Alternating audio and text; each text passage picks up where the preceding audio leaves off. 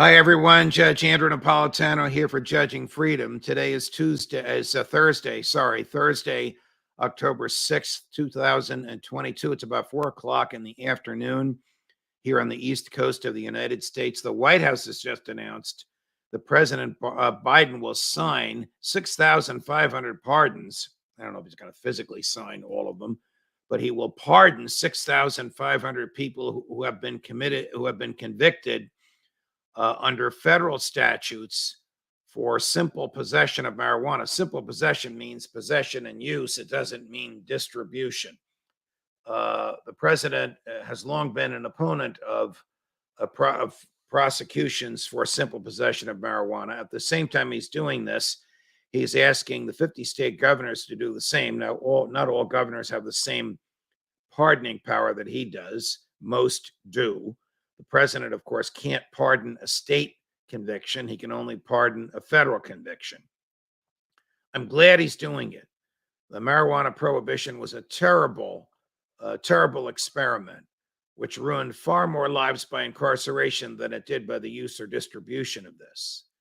And it was started by a racial animus toward Mexican immigrants in the 30s who traditionally came over the border carrying marijuana, either smokable or in plant form, with them.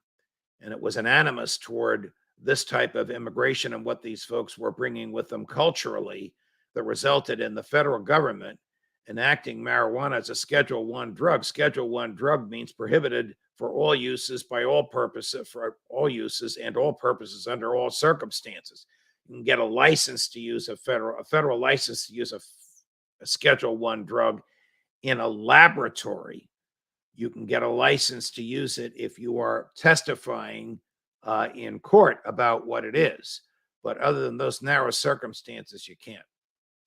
Now, Joe Biden is also saying he's asking the Secretary of Health and Human Services to examine whether or not marijuana should be made legal. He's been saying it should be legal for years, and we don't need an examination by a bunch of federal bureaucrats.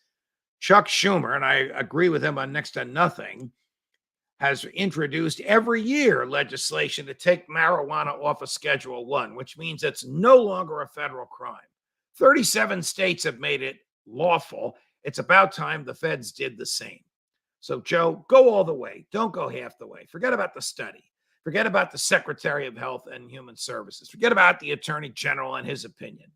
Just have one of your people on Capitol Hill say to Chuck Schumer, the president now supports your legislation.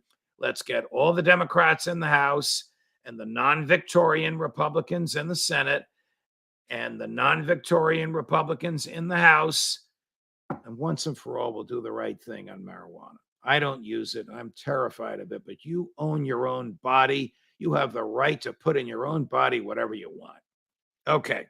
The media is telling all of us that Ukraine is on the march and the Russians are on the run.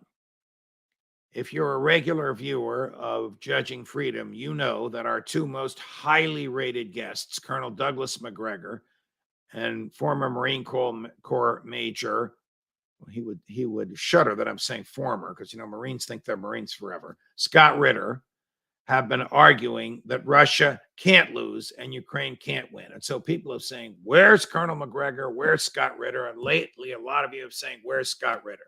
Well, guess what? He'll be here tomorrow, Friday, October 7th, 2 o'clock in the afternoon, Eastern Time. Scott Ritter to answer my very direct and pointed questions. Who's losing? Who's winning? Can Ukraine win, Scott? Judge Napolitano for Judging Freedom.